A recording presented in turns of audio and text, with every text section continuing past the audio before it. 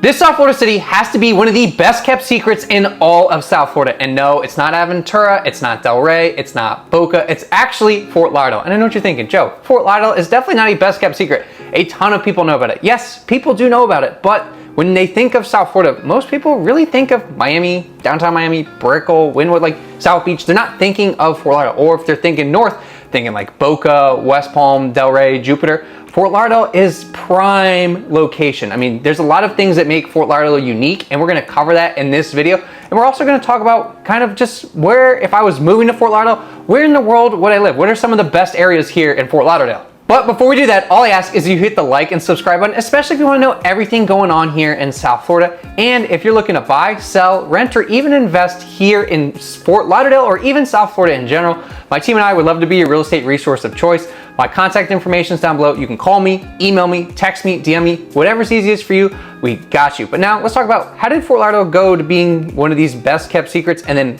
what makes Fort Lauderdale unique? So Fort Lauderdale for a really long time was a secret, like I was saying. I mean, a lot of people really wanted to live in Miami, North Miami, or they wanted to go north and be in like the West Palm, Palm Beach area, or kind of in that in-between in the Boca del Rey. Fort Lauderdale was kind of overlooked. Yes, it was a spring break paradise, but a lot of people didn't think about like, hey, I'm gonna live there year round. No, I'm here for a little bit, it's a vacation spot. But over time, especially in the last couple of years, more and more people have kind of started to find out about Fort Lauderdale, and it's actually one of the fastest and hottest markets right now in South Florida, and actually the entire country. We're up year over year, February to February of 2024, actually 18% in terms of median home price. So the median home price right now for all categories, so that's single family, condos, townhomes, mobile homes, all that, we're at $575,000. However, you can take all that out and we're just looking at single family homes now. Our median sales price is $675,000, which honestly isn't too bad, especially given the location and the uniqueness. Speaking of that, let's talk about it. So when you think of uniqueness in Fort Lauderdale, I think we first have to start off with the location. And honestly, the location is really what makes it unique in general. So for starters, you have the beach. So you have the beachfront. You have everything that you can do on the beach. You have the vacation vibes to it. You have the beachfront bars. You have the tourist stuff. You also have the residential aspect of it as well. Now, granted, there are condos that are on the beach and you have breathtaking views. The sunrises are amazing, but a lot of these buildings are older. Some of them don't have washers and dryers in them.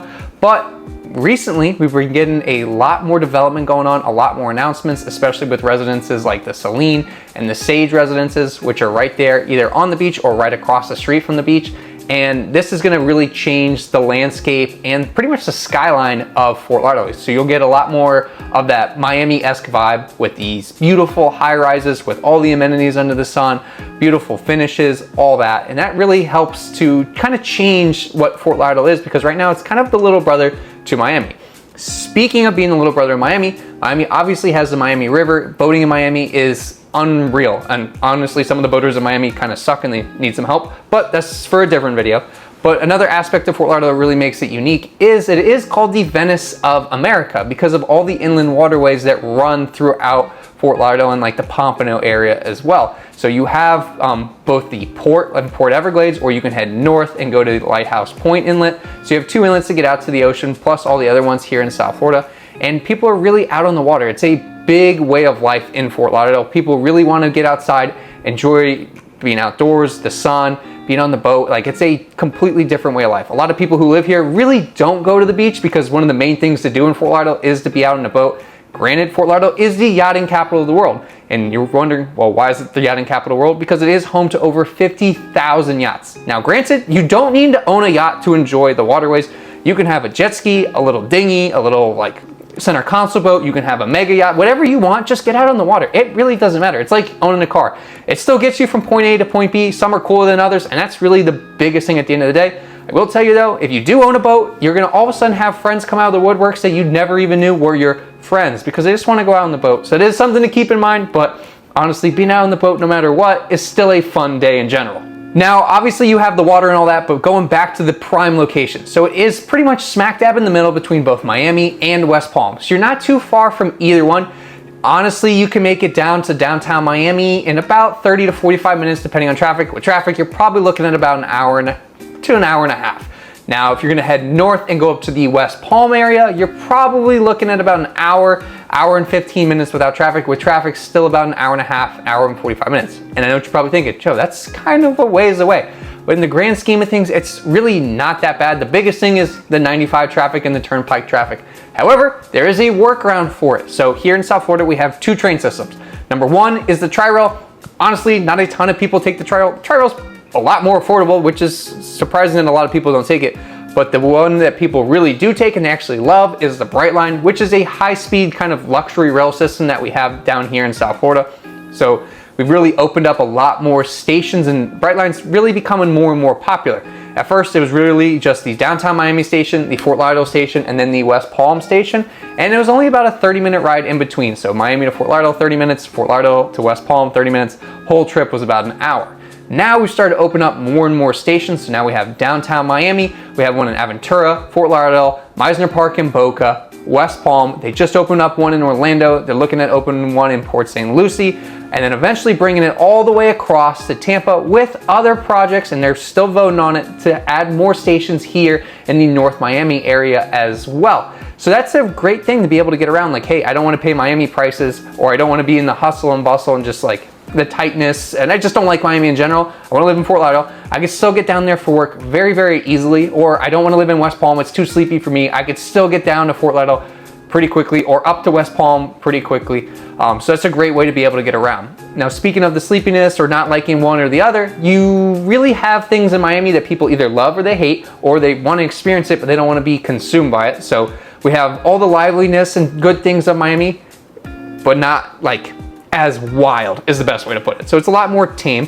And then from West Palm, you do have like the bouginess, the more refined, but things close early. It's not popping as much as Miami. It's a little bit slower pace of life.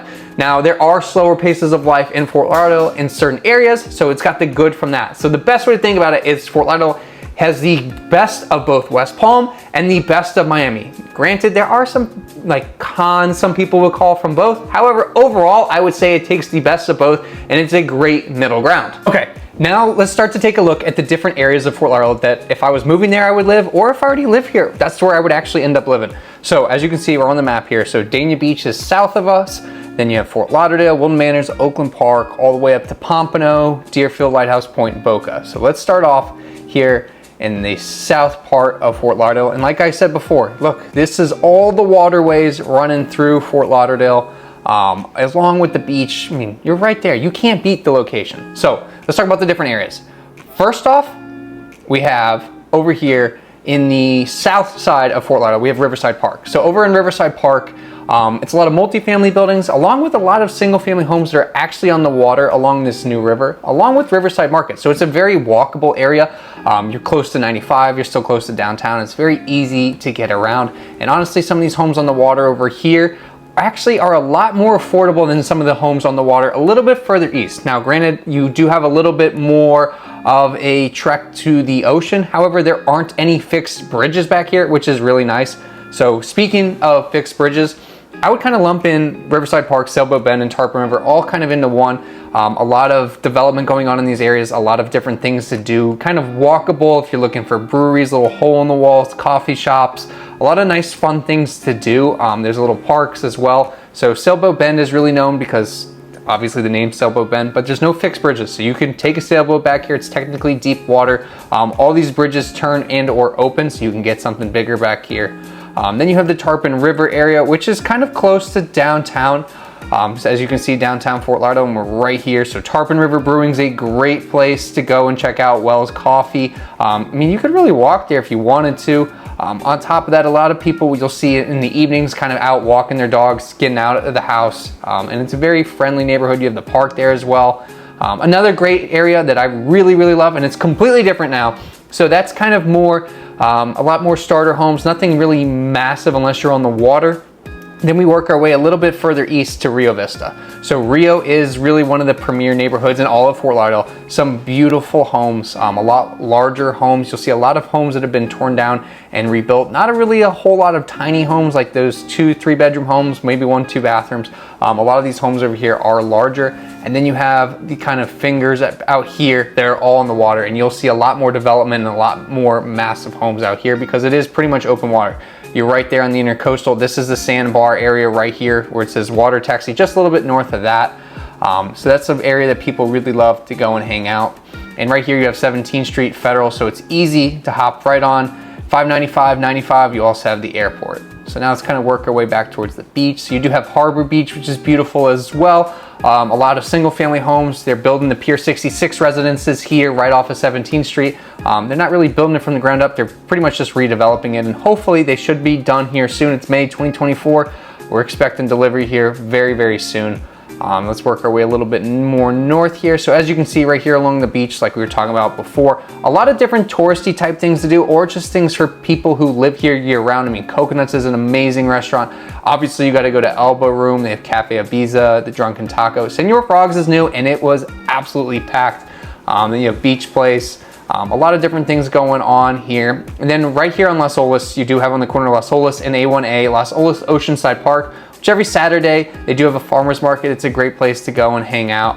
Honestly, get out of the house, get some fresh produce. So now here's another neighborhood. We have the Las Olas Isle. So all these, it looks like fingers essentially, are all on the water. Most of it is single family homes. There's a good mix though, sometimes of townhomes, along with different condo options as well. But you have everything and anything in between, from these smaller homes up to some of these gargantuan mansions, and we'll zoom in a little bit. As you can see, just kind of that outline of that home there. I mean, those are some massive homes out here on the water. And granted, I mean, deservedly so. You're right there across the street from the beach. Another great area is Coley Hammock in downtown Fort Lauderdale. So I would kind of lump them into one because Las Olas Isles is its own thing, but Coley Hammock and downtown Fort Lauderdale pretty much all run along Las Olas. So back here on the south side of Las Olas, a lot more single family homes. On the north side of Las Olas, kind of behind like Rocco's Next Gen or Gen Korean Barbecue, I'm sorry, and Flores. A lot of these are townhomes back here, but not your traditional townhomes with an HOA, kind of like duplexes in a sense where there's no HOA on most of them. However, some do. There's some single family homes back there as well. And then you have Las Olas, which is really the main thing to do in Fort Lauderdale, is like the downtown strip. You can walk it all the way from the beach to downtown. So that all your shopping, dining, entertainment, everything you need is right there. A lot of people really like to go out. You'll see everything from families to younger people to older people. Like, it's something for everyone, and that's the really nice thing about it. It's not like it's just like a young partying crowd. Now, however, with that being said, if you want more partying, you can head a little bit further west, closer to downtown Fort Lauderdale. So you see like Salt 7 here, and that's kind of where it really starts to change to more of a nightclub-ish type feel, the bars, downtown area. You have the Wharf, America's Backyard, you have Booze Garden, Capone's, Nowhere, a lot of different aspects of different things. And you have the Broward Center for the Performing Arts. But let's go back to the neighborhoods now. So just north of downtown, you have the Flagler, Progresso, and Fat Village. And no, Fat Village isn't just like fat people, which I know someone's gonna say it, but it's the Flagler Arts and Technology District. And this is probably the most comparable to that of Wynwood in Miami. A lot of development going on, a lot of centering around the arts. There's murals, nowhere near like murals in that of Wynwood. However, there's a lot of stuff going on, a lot of new buildings. You can just see it if you walk around, just kind of looking at all the different buildings and things that are going in. They used to have, so Sears used to be up here. They've now torn it down and it's going to be completely changed. It's once they build this building, like they've been saying they're going to build it forever, but now they're finally getting into it. But as you can see, like look at all the different things they do. You have Glitch Bar. There's a great cookie place over there called Blueprint Cookies. The Hub, Wells Coffee. I mean, there's really Chops and Hops. This is really one of the most walkable areas, and you can kind of be able to do everything batch. Like, it is really, really great. And honestly, if you guys want me to make a video walking around and showing you what's available in Flagler Village, let me know in the comments down below. But now let's kind of go across. We have the Victoria Park area. Victoria Park is highly sought after for kind of the home style, as well as just being able to feel like you're kind of secluded once you feel and get into Victoria Park. You do have Holiday Park there as well, which makes it really, really nice. Let's work our way a little bit north. So Wilton Manors, I wouldn't necessarily say that's Fort Lauderdale, it's its own city. Coral Ridge though is technically Fort Lauderdale. So as you can see, there's the south side of Coral Ridge and then there's the Coral Ridge Country Club area. I personally like the Coral Ridge Country Club area just a little bit more. Now granted, you don't have to join the country club if you don't want to. So all these homes aren't on the water around the country club. Then all the homes east of Bayview are on the water. Now, if you do want to join the country club and you do love golf, that's still an option for you. Plus, you have plenty of shopping, dining, and entertainment right here as well. So there's a Publix, TJ Maxx, Target. The Coral Ridge Mall isn't necessarily a mall. Really, your real mall is off of Sunrise. So let's work our way just a little bit more north here. And honestly, Fort Lauderdale's home. I guess it's technically not in Fort Lauderdale, but this has to be one of the best small beach towns in all of South Florida, and that's Lauderdale by the Sea. So Lauderdale by the Sea is right here on the end of Commercial and A1A, and this whole downtown area is beautiful. Plenty of it's a smaller version of Los Olas is the best way to put it. There's plenty of things to do. People are always walking around, whether it's bars, restaurants, there's little ice cream shops. Not necessarily the art and the nightclubs that downtown Fort Lauderdale has, but there's still plenty. Plus there's the beach, and right off the beach, it's actually it's the beach diving capital of Florida. So there's a reef out there you can swim to from the beach, and if you're really feeling it, you can take a boat out, and there's actually a shipwreck to go and explore as well. And we work our way a little bit more north. You have Sea Ranch Lakes. So Sea Ranch Lakes is this neighborhood right here, right behind the public shopping center, and across the street they actually have a beach club as well. So if you love the beach but you want to kind of live on the water, there are a few homes on the water, or if you don't want to live directly on the beach and be able to walk across and enjoy the beach club, you can do that. And I would say probably the last neighborhood to talk about that we haven't talked about yet has to be Bay Colony. And Bay Colony is one of the premier neighborhoods in all of South Florida because look, they're all on the water. This is actually where Messi bought his house. You're right behind all the shopping, dining, and entertainment options that are right there on Federal as well. Plus, you're not too far from the beach, see, you can head out, come down Commercial, head right to Lauderdale by the Sea Beach, or you can come out, head a little bit north, go up to Atlantic, and go to Pompano Beach. And honestly, Pompano Beach is popping now. They've redone the pier, they've redone the fishing village. There's a ton of stuff to do. So let me know in the comments, where would you live if you had just moved to Fort Lauderdale, or you're living here and you're looking to find a new place? Let me know what any of these neighborhoods the spot to be. And if you or anyone you know are looking to buy, sell, rent, or even invest anywhere here in South Florida or Florida in general, we'd love to be your real estate resource of choice. You can call me, text me, email me, DM me, whatever is easiest for you, we got you.